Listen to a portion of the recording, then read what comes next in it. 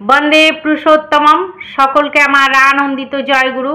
আমার পরম দয়াল শ্রী শ্রী ঠাকুর অমিয় গ্রন্থ নারীর নীতিতে বলছেন যে কিভাবে মানুষকে সেবা করতে হবে। সেবা ও সেবার অপলাপ। সেবা মানে তাই যা মানুষকে সুস্থ, স্বাস্থ্য, উন্নত ও আনন্দিত করে তোলে।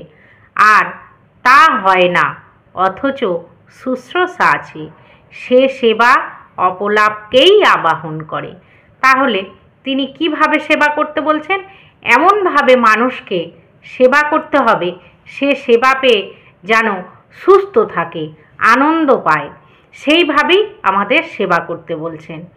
আর তা হয় না, অথচ শুশ্রূষা আছে।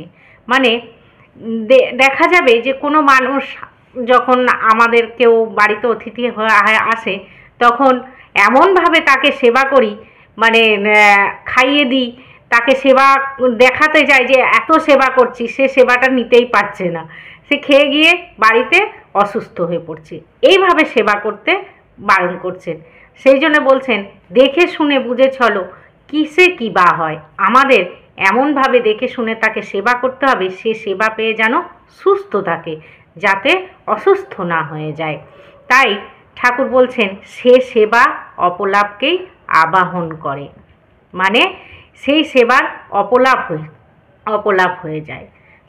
তেমনভাবে আমাদের সেবা করতে হবে যাতে মানুষ সুস্থ থাকে। আপনারা সবাই ভালো থাকবেন, সুস্থ থাকবেন। জয় গুরু। বন্দে পুরুষোত্তম।